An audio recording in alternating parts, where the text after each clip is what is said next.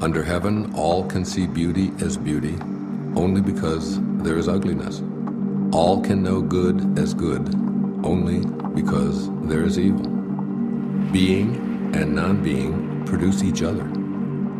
The difficult is born in the easy. Long is defined by short, the high by the low. Before and after go along with each other.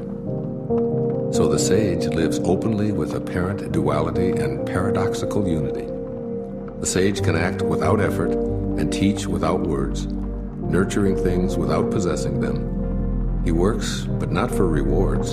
He competes, but not for results. When the work is done, it is forgotten. That is why it lasts forever. Putting a value on status will create contentiousness. If you overvalue possessions, people begin to steal.